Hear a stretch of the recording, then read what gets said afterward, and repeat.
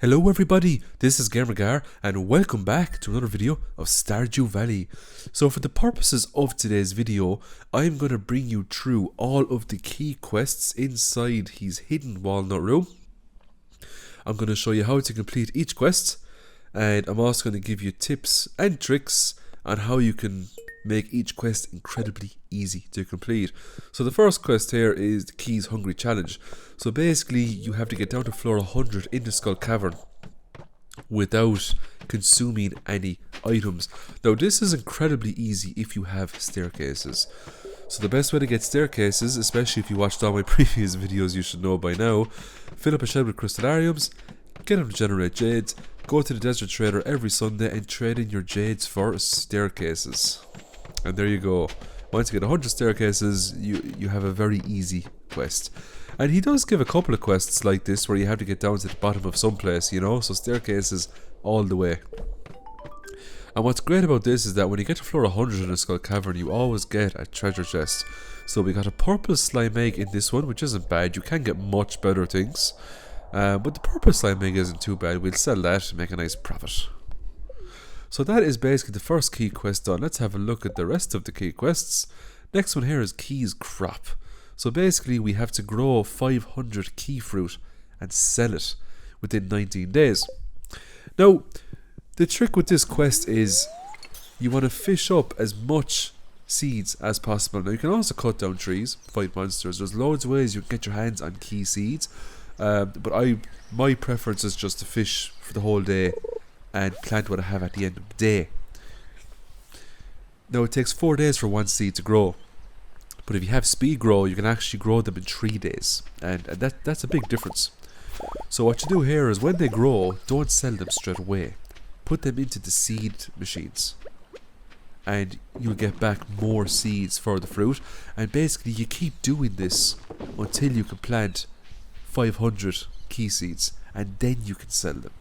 So that is basically the trick to doing these quests. Instead of just trying to grind out 30 or 50 or 100 seeds every single day and continuously grow them, it's much easier to just keep putting them into the seed machines, because for every fruit you put in, you're going to get back you're going to get back more on average. You're going to get back more than what you had initially. Now there is a small chance you won't get back a key seed when you put in a fruit.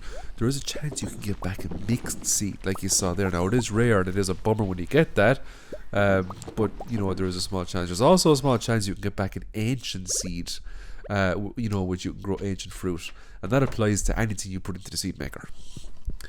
So it's basically rinse and repeat until you have enough fruit to sell to complete that challenge. So as you can see here, I've just moved on to days, and I have loads of key fruit here now at the moment.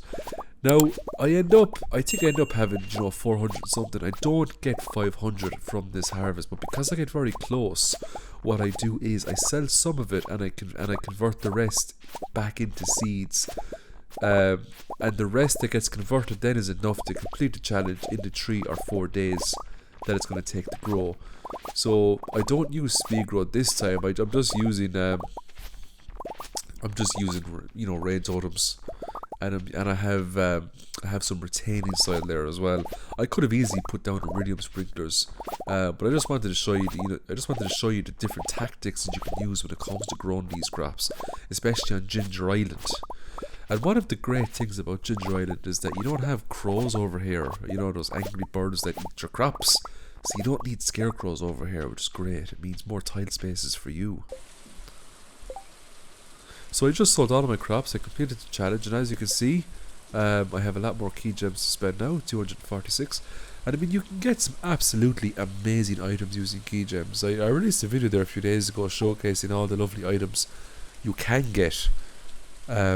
Because the video went on for very long, I said I'd do a separate video just showing the best ways to do these quests. Now the next quest we have here is called Keys Kindness. You have to give 50 loved gifts to the NPCs around Stardew Valley.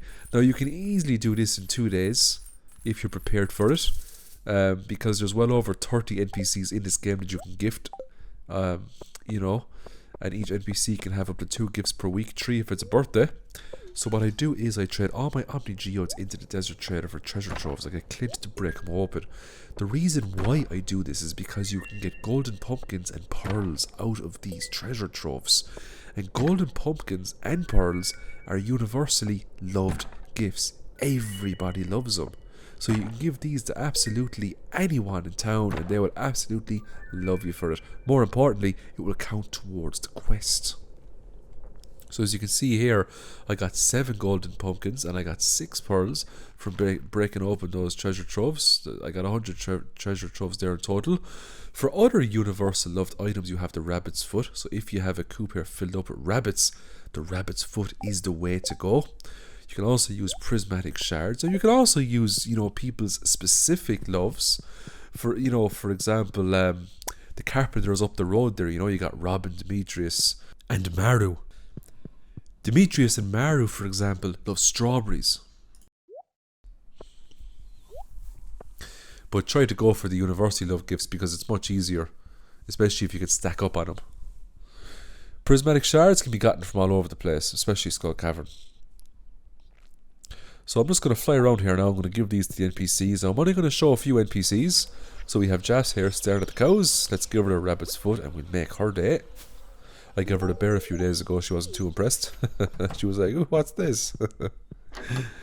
we have Shane here now, suffering from a hangover. So that's going to make his day. And we have our lovely wizard, who's very impressed. It's full of magical energy. It's good for him.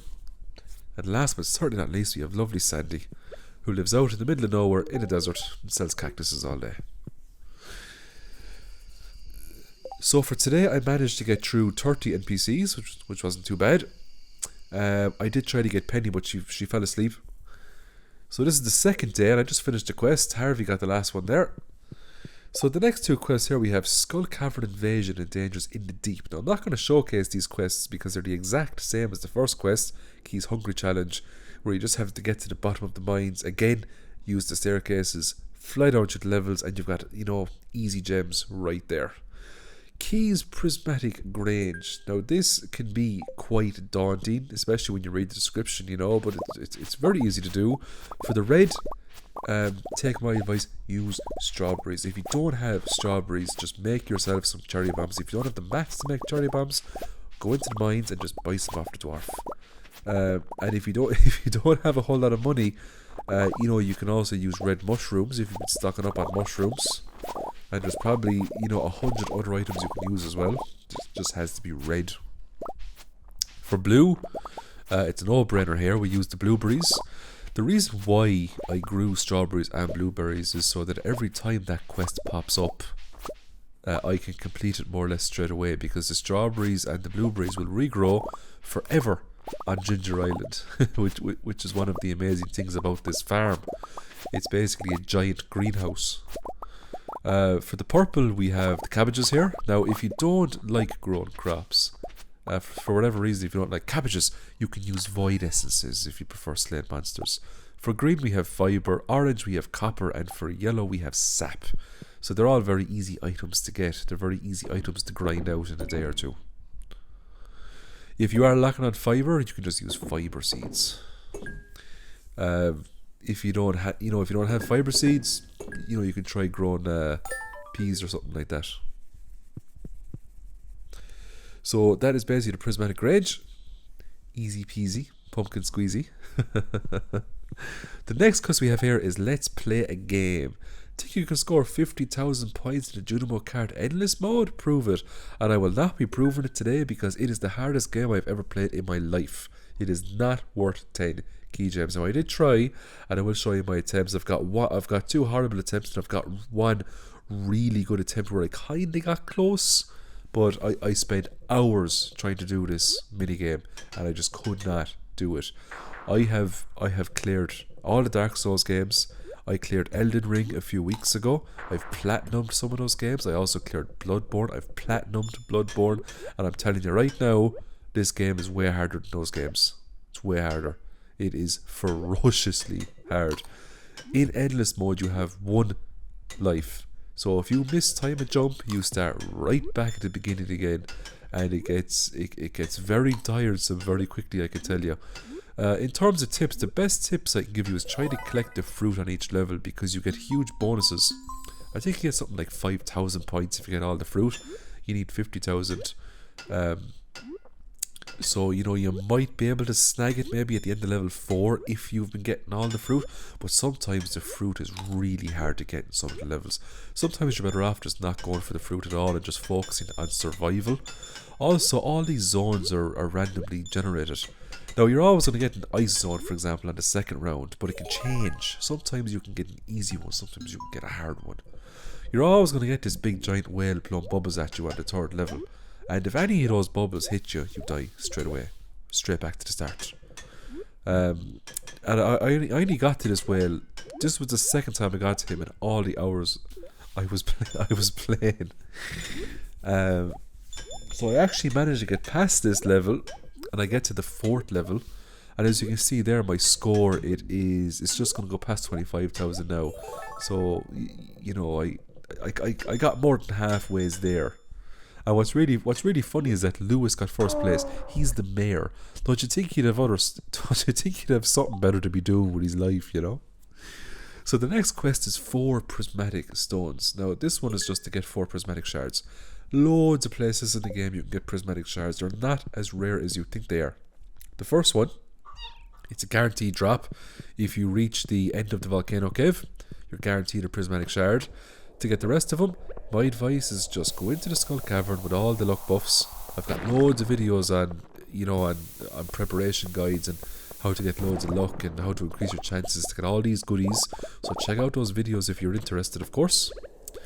Now, what all I'm doing here is I literally go down 100 levels using staircases and then I start blowing up iridium nodes. Very similar to the video I posted last week on how to farm tons of iridium ore. It's a very, you know, more or less it's the same process. So I'm just going back down here now to get a couple of prismatic shards. Now I have hundreds of prismatic shards back at, you know, back in the village, back in my farm. But just for the purpose of this video, I'll just show you again the best ways to farm this stuff. So there is the 4th prismatic shard. It was only 650. I had loads of time left to get more prismatic shards if I wanted to. Unfortunately, you can't keep those. You got to put them in the box to complete that quest. So the next quest up now is Extended Family, and this is basically going around all over again catching the legendary fish, except they're not the original legendary fish. They're the offspring of the legendary fish, but they're more or less, you know, they're the exact same as catching the legendary fish. They've got the same stats, the same difficulty. You catch them in the exact same location as the original ones. So what I'd advise you do here is go to the forge with your fishing rod, enchant it, try to get the master enchantment. If you only have 1 prismatic shard and you don't get that enchantment, just reset the day and try again, you know. The master enchantment gives you a +1 to fishing. And at every single level you can get in fishing will make this much easier, because the higher your fishing skill, the bigger your fishing bar. I also take a seafoam pudding and I cooked it using key seasoning, so I get a +5 to fishing. And I also have a maxed out fishing skill. So basically I get 10 levels from the maxed out fishing skill. I get +1 from the enchant and I get +5 from the food. That's a fishing skill of 16, which is what I have at the moment. And it does make catching these legendary fish a lot easier, especially this one. This is the Legend 2, and it's ferociously hard. In my opinion, this is the hardest one to get out of all of them. So I start with the hardest one. And I managed to get it on my 2nd attempt, which isn't bad. The great thing about this quest is you can actually keep these fish after you've completed the quest. You don't have to give them back to Key. So you can do whatever you want with them. You can put them in an aquatic tank. You can sell them. You know, Merlus can decide their fate. Or you can turn them into sashimi. Most people like sashimi in the game. So I just got the Miss Angler there. That was a very easy catch. One of the easier legendary fishes. Here now we have I think it's the son of the crimson fish. So we caught the father. Now we're going to catch the son. The poor family. That's the son of crimson fish. Some regular fish, in my opinion, are much harder than these legendaries. I mean, the octopus is crazy hard. The lava eel is quite tough as well. They can put up some really difficult fights. This one now is the It's not the mutant carp, it's the offspring of the mutant carp. The radioactive carp, I think this one's called. Yeah, the radioactive carp. So that was a fairly easy one as well. Ooh, nice, we got some emeralds. I actually got very lucky when I was trying to fish up the Legend 2 and I got a Neptune's glaive. Now, it's not much good to me at the moment, but, you know, if you can get something like that early on in the game, you're off to an absolutely amazing start, because the Neptune's glaive is one of the best, if not the best, starter weapon you can get in the game, in my opinion. So what we're fishing up here now is the Glacier Fish Junior. This is a pretty tough one. Now, it's not as hard as the Legend or the Legend 2, but it's still pretty tough. So that is basically all of the legendary fish offspring caught. That's another easy quest. Now, it was easy because I had all the buffs, so make sure you grab all those fishing buffs. The next one now is Key's Cuisine. Ship 100,000 gold worth of freshly cooked items. There's a few ways you can do this easily. The first is just buying coffees off Gus and just cook and get the triple shot espresso off him as well, and just convert all those coffees into triple shot espressos and sell them. If you have loads of coffee beans on your farm, just put them into kegs, make your own coffee, turn those into triple shot espressos and sell those. If you don't have coffee beans or you don't want to buy them, if you have chickens, if you have eggs, you can cook those. I think you can cook those into fried eggs, and you can sell those. Or you can cook them into omelets. You can sell those.